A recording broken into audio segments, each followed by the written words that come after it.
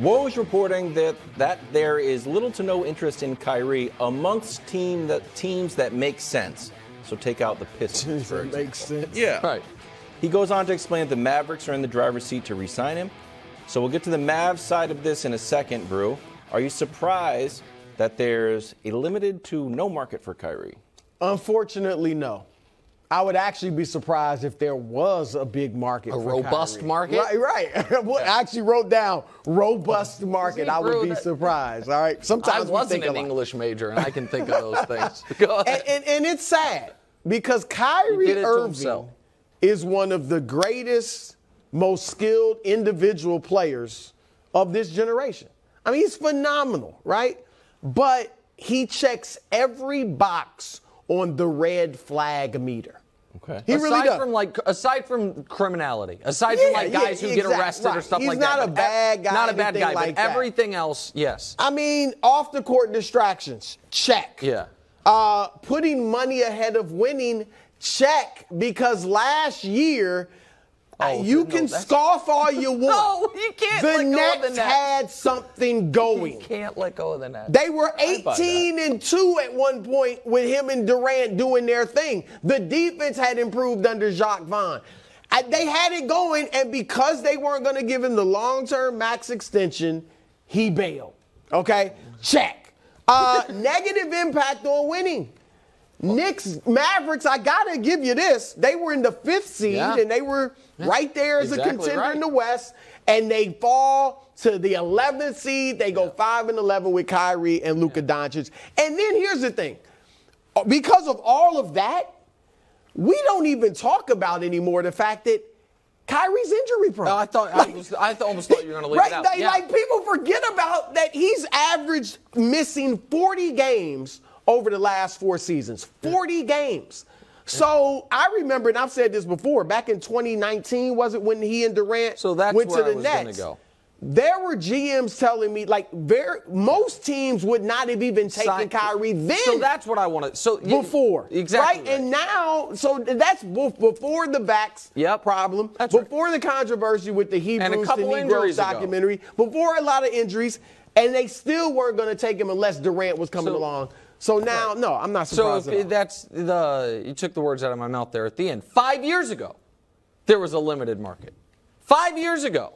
But it was him and Durant, and no one was going to say Durant's stock's been sky high basically the entirety of his career. I mean, everyone's like, hey, he's going to miss a full year with the Achilles. And they're like, okay, max contract, no problem, and we want his friend too. But there was the Nets, it was reported, you said you had heard it from multiple GMs, and I forget who reported it, but it was reported that the Nets would not have, they are one team that were not going to sign Kyrie without Durant being there. Okay. And that was, as Bruce said, the vaccine predate. Since then, there's the whole vaccine controversy, a couple injuries, and then the latest controversy with the documentary that he promoted on Instagram. And then we saw what his value was this year. After all of that, this year the value was Dorian Finney-Smith, Spencer Dinwiddie, and 1 first-round pick 6 years down the road, knowing that you had no long-term obligation to him. So what is the value of that player if he comes with $200 million and a long-term obligation?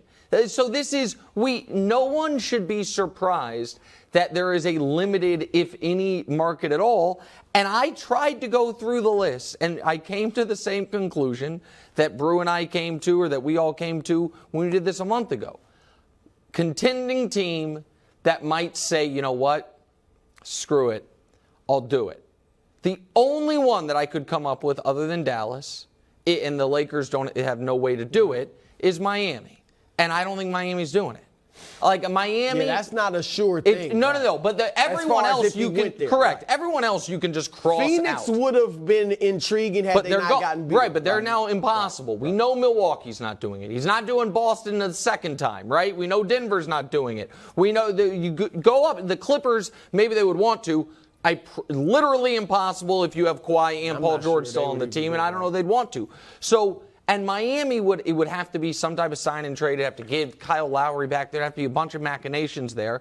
So I do think that Dallas is operating from a position of, where are you going to take $12.2 million mid-level exception from the Lakers? Are you really going to do that? You're not doing that. And if you're not doing that, where are you going?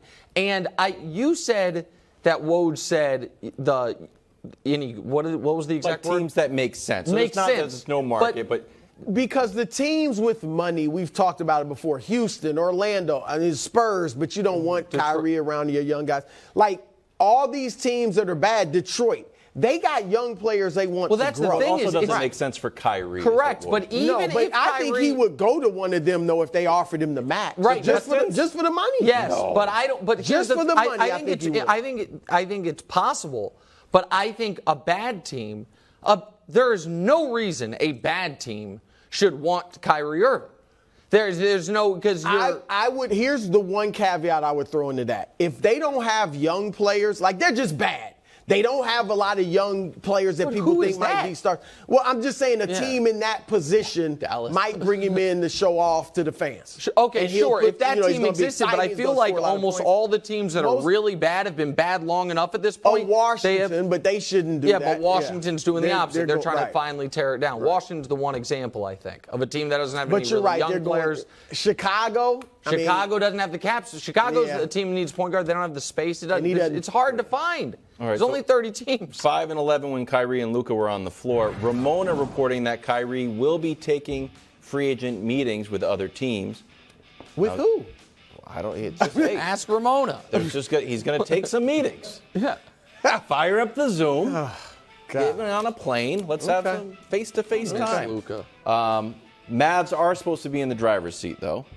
So is it the right move to give Luka and Kyrie combo another shot, Nick? You want to run this back?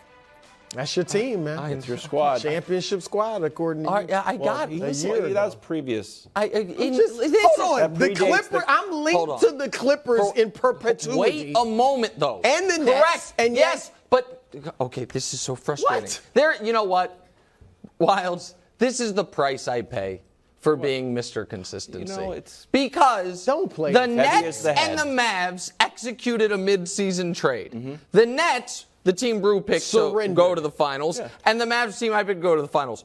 When that trade happened, Brew immediately couldn't run for the exit fast enough on abandoning the Nets. And you were trying to Thank you. Your team was pushing it. We're all in. That's fine. Chips are on the table. We're going for it. My team surrendered. I still think, who knows what would happen if the Mavs would just stood pat and let Luka cook. Who knows? We'll never know. The road never traveled. But here's the problem. They have to bring him back. I don't like it. And I won't be picking the Mavs to win the title when it's Luka Kyrie. That wasn't a pick in perpetuity. It was a one-year situation. But you can't just be like, okay, made the conference finals. We then took a minor step back midway through the year, which made us panic to where we traded away assets, took a huge step back, missed the playoffs entirely, and now we're just going to lose that player for nothing and be like, okay, maybe in 2 years, Luka, we can be back close to where we were 2 years ago. You can't. So you just have to cross your fingers and be like, maybe Luka more in shape and offseason together. I don't think it'll work, Brew, but I don't think they can just let him walk out the door for nothing. You're right. The question is what? The question is what's the deal? And you said it. What leverage does he have? Why does he say Luka and your Mavs? Your Mavs. What they are? We're on to the next season. Your Mavs. They were.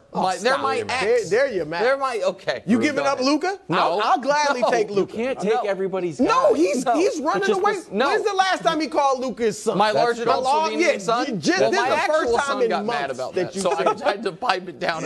Go ahead. All right, but here, the question is, what's the deal? And I know Mark Stein and others have. Look, I'm old school. If I were running the Mavs and some of these teams, it'd be different. It'd be different. Oh, what would you say? I really would want, and I wouldn't be mean about it. I want Kyrie to be. I want to work as a tandem. I want to be partners, but I got to be honest. I'm scared to give Kyrie more than 1 year, guaranteed. Here's the deal: 1 year. Well, look, I might give him 2. 2 is the max. I'm sorry. 2 years, guaranteed, max money for 2 years. That's the deal. Isn't that the offer that made him demand a trade from the Nets? Yes. Are you giving him more than 2 years, though? Because that's the only issue. You're right. They got to bring him back. But that's the issue. I'm not giving him 3. I think they're giving him 3. You want to know what I bet it is? I bet it's written up as 4.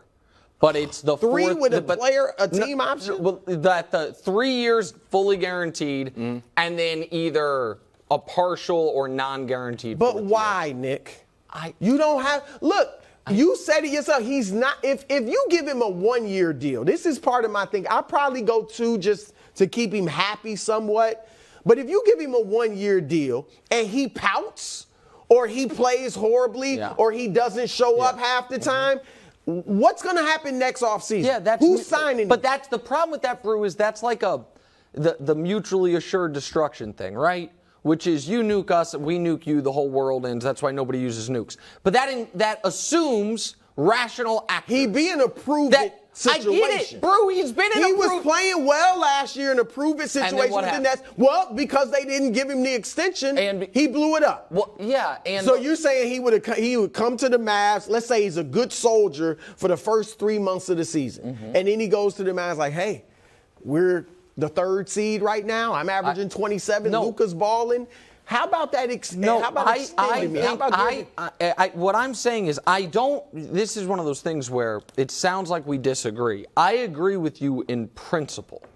In reality, I think that treating anything involving Kyrie like he is going to act rationally in his own best interest. Forget the team, forget winning, forget anything. He knows what's best for him. He's going to act accordingly. We have not seen that.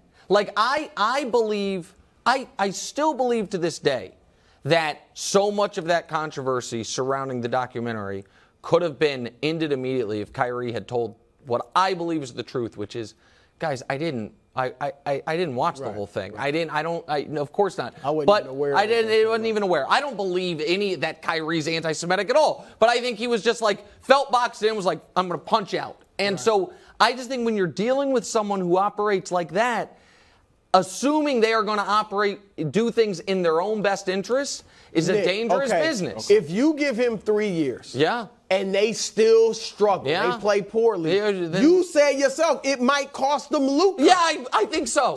But letting him walk is going to do it too. They have boxed themselves in. It's a bad trade. If they let him walk, I bet they're still a pretty good team because Luka is that great. And they do have pieces. Pretty good, I agree. But we got the next man up as far as who's going to get the scrutiny of not having a ring, not being in a finals.